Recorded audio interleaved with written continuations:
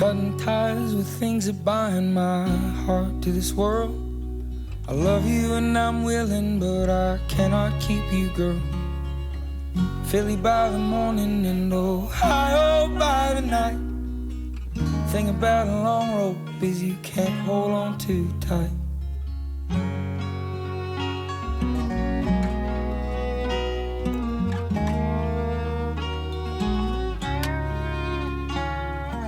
Wooden floors and coffee cups, stepped on and all used up, but I reckon that's what mornings are for. And everyone thinks they know me now, and these close-minded leave me towns, but I'm too young to even know myself. We're back. We haven't been on YouTube in over a year. We've got a baby with us now. Not physically with us right now. She's sleeping. But let's do a quick run through on birth, delivery, and kind of getting back to training. Yeah, it was 4 days of basically being tortured in the hospital. So what did they do? What were the procedures they were going to run through to try to induce Poppy? It was many things, like taking a pill, wasn't it? Taking something up there. Nothing did anything. I'd wake up every morning like kind of upset that nothing had happened and like, oh, I'm going to be here for another day because I couldn't leave once I was there. They insert a Foley balloon, which is like a catheter up your cervix and inflate a balloon, but the catheter itself is 1 centimeter in diameter, so you have to at least be 1 centimeter dilated, which I wasn't. So having that forcibly put in was pretty painful. Then that didn't work. That was meant to kickstart everything, and then they put another one in like 24 hours later. That didn't work. They taped it to my leg and hoped that would just like forcibly open it. That didn't work. And then that was at like day 4. We had like different nurses in rotation every morning being like, okay, we're going to have a baby today. And we were like, oh, really? Just like never thought we were going to get out of there. It was really crazy. But yeah, the last attempt was like, okay, we're just going to break your waters manually, crank you up on Pitocin, and like that should kickstart it. If it doesn't, then I was having a cesarean pretty much at that point, which was everything I didn't want. But at that point, I wasn't leaving there without a baby in our hands. So yeah, luckily that did kickstart things. 6 hours of labor? Yeah. Like once that kicked in? And yeah. And when you're on Pitocin, you're like IV'd up to like this drug that's like mimicking all the hormones that you get during labor. So it's like really, it's not doing it in the most like pleasant way, I think. It's pretty intense. Like it's a bit, yeah, it's way more, I wouldn't say more intense, but like you don't have the other things happening that I think make it easier, and it's like a little bit more closer together. Like it's like end stage labor, even though you're not in end stage labor. So then when they checked me after like 4 hours or something of it, like thinking I was in end stage labor and like really like, you know, a lot of pain and stuff, and then they checked me and they said I was like, I don't know, whatever, like nowhere near close. So I was like, get me the effing epidural. And then that calmed things down, and then it was like 6 hours later or something. Yeah. We had her, and then, yeah. 3 weeks early. Yeah. She was tiny. She was tiny, but we should show a picture of how tiny she was just over, I guess, the limit to be where they have to keep her overnight for other stuff. So that was good. She came straight with us to the recovery room, and then we took her home 24 hours later. Yeah.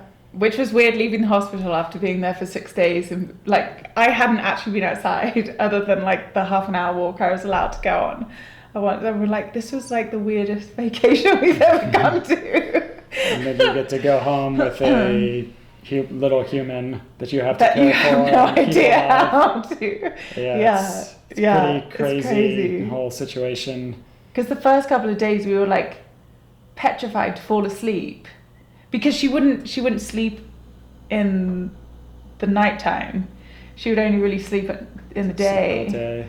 So you're like so sleep deprived, but you're like so scared of everything that you're just like trying to keep yourself awake. So you're always there to like see them. I don't know. It's just like.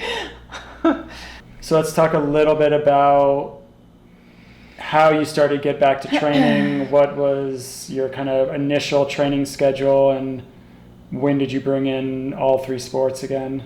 I was actually looking back the other day. So I really didn't do anything for almost 3 weeks. I was just like walking every day with a stroller. She loved it. It was like, so I'd spend hours walking. Like after 2 weeks, I tried sitting on a bike and I was like, oh no, not ready. And then it was like a couple days before 3 weeks, then I started riding and it felt good. So, and my midwife had cleared me to do anything. And then a little bit later, I started swimming and just like gradually increasing. Started running again in around Thanksgiving, and then end of December around Christmas time, you started to get pain in your hip, which 5 weeks later, sudden. It didn't start to get pain. I just had a sudden one pain run when I was all of a sudden running, pain in your hip. I text my PT straight after saying I'm worried I've got a sacral stress fracture, just because like that's the only injury that I've ever heard of anyone postpartum. And well, we just know like so many runners, or heard of so many runners and triathletes who gave birth and then got back to training, and over some course of the 6 months postpartum developed either a hip or sacral stress fracture. So you had been kind of worrying about it before, but thought it was going to be later down the line, and it came on super early. I thought everyone was getting them around 6 months, which also that's when you hear about it. So maybe it happened like at 4 months or something anyway. And I actually had it at like 2, I guess, almost 3 months, which is super early.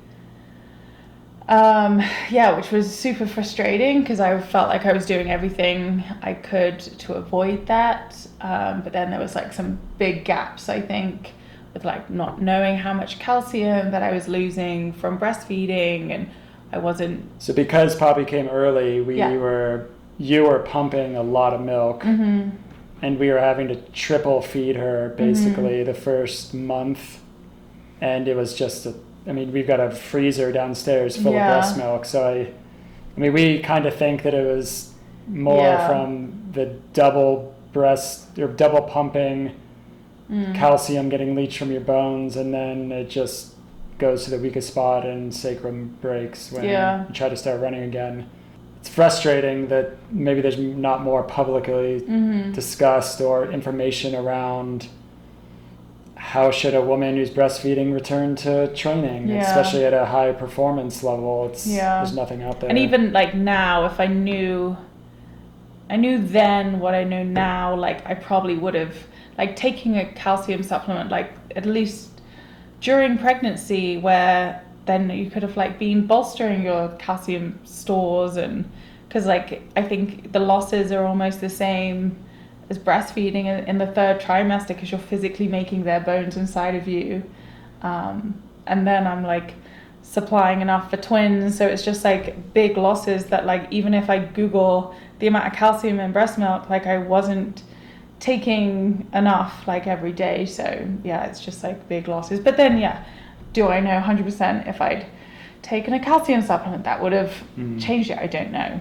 But I think the benefit, although I was super upset that it happened, I was glad that it happened so early, because I didn't even see it as like an injury. I didn't announce it was like a big injury or anything, because it was like I'd only been back running for 5 weeks. It's still so early into... Yeah, and like to me it was just like, okay, this is just like... It's like a pause. A bit of a blip, like, not ideal, but it's not like derailed the season. And where do you foresee starting the season now? What are you looking at getting back to training? Originally I was kind of eyeing up Ironman Hamburg to qualify, but now I think I'll be doing Lake Placid, which is July 20th, to try and qualify for Kona. There still are other opportunities after that if, like, you know, you got a mechanical or something happens. I mean, it's Ironman, so things can happen. But yeah, I'm be super excited to toe the line then, and then hopefully like do a race in like June, maybe end of May, if like we can swing it. What is parenthood? How has it changed your life? I think it generally makes you a better person because you just have so much love for this thing that's like so pure and innocent and totally depends on you. Like, I don't know, like you could be in the crabbiest mood and then you just see them and you're just so not in a bad mood anymore. Like they're just everything is. What's been the hardest thing about becoming a parent? Sleep initially was super rough, like the first 6 weeks or something. And then we somehow got so lucky, like, touch wood, because it could all change in a moment. But for the last 3 months? Probably, yeah. Maybe more than that. Since almost January, right? January. Since January, she started sleeping 12 hours a night. And I'm like, it's like an anomaly. She goes to bed at 6 p.m. and we wake her up a lot of times at 6 a.m. when we go swimming. It's just amazing. Time management's pretty rough. Like, I've tried to schedule calls before and I'm like, I think this time will be okay. And then when it comes to it, you're just like, no, the time wasn't good. Yeah, I've taken many calls with Poppy on my lap, talking to clients, talking to my athletes. Mm-hmm. And so Sean coaches on deck when we're swimming, which I love because she comes to the pool with me like pretty much every morning. Yeah. So I don't feel like I'm away from it, because I think that was also one of the hard things, like initially being away from her. Like, even I think I looked to you in a swim, like however early, didn't do the warm down or whatever. I was like, Sean, can we go home now? When Sean's mom, I think, was here. But that time away from her would be hard. Sponsors, any new sponsors this year? Any big changes? What's going on with that?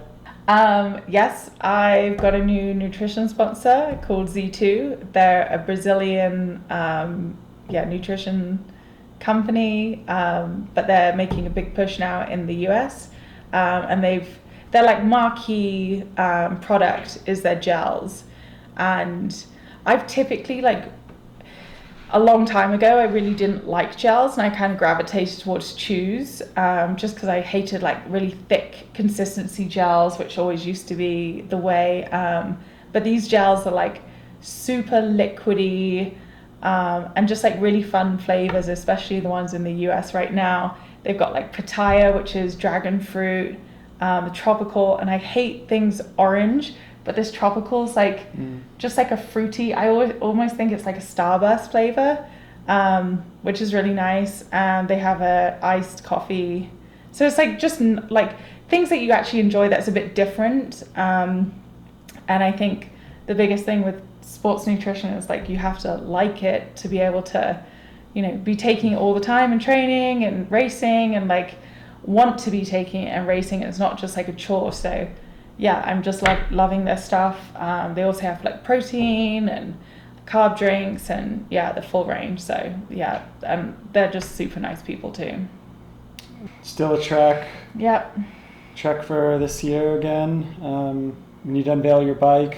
Yeah. But I think everyone else has. Yeah. I think half the team were the same color. Yeah. But get to see that soon. Yeah, I think Taylor said to me at the pool, she was like, oh, maybe people, they'll confuse you and me. I was like, probably not, Taylor. Who else? Who are we still with? Fuelin, Trek, Z2. Zoot. My eyes are getting really tired. As you can tell, we're a bit rusty. The YouTube also, chatter is... It is 9:15, and because our baby wakes up at 6 a.m., we go to bed at 8:30. 8:30. Honestly, like how many times, and it, like early on when she went to bed, I run to bed. Yeah, we're going to bed at like 7. Part of it. Yeah. But is it good to be back? I mean, it will be. We just need to we're just like going through the motions right now. So then we'll Got to start somewhere. We got to start somewhere. Rest buster. It'll be like my first race. We will definitely try to get back to it. No, we will. We will. We got to commit. No try. You got to commit. A lesson. What does that mean? Lesson in commitment. I am on my 118th day of running. Oh, I knew Sean was going to mention this. I was actually going to tee up. I was going to tee up a question for you. So when Poppy was born, I was doing a little bit of swimming and biking, or a decent amount of swimming and biking last year with the group we have that trains here. And then when Poppy was born, I've been reverted to daddy daycare. When Holly goes to train, I'm taking care of Poppy. The one thing I decided was I'm going to run at least a mile a day for as long as I stay healthy. And I'm on, as of today, day 118. But it takes commitment. There's been multiple times where I've gotten into bed at 9 p.m. and remembered I didn't do my run. And I was like, oh, well, it had to end sometime. But I was at day 70, and I'm like, there's no way, it's too good of a streak. I'm gonna keep it rolling. So I put my running shoes on, went out at 9 p.m., got my 1 mile in, and came home. And there's been a few of those, driving out to LA when we went to Ventura for camp. I got in really late. It was snowing in Green River. I was doing a mile up and down the street at 10 p.m. in the snow. Nobody else is out anywhere in Green River. If you've ever been there, there's literally nothing there but 2 motels. So I love how I've committed to it, and I've committed to it till I either get sick or injured. So let's pray for neither. Well, one's going to happen at some point, but hopefully illness I can maybe run through if it's not too bad. Injury is what I'm trying to avoid. Mm-hmm. But anyway, until next time. Thanks for watching, and we'll see you around. See you out there. See you out there, yeah? Taking on the interstate. That's it. That was it. Lord, I hate that I am.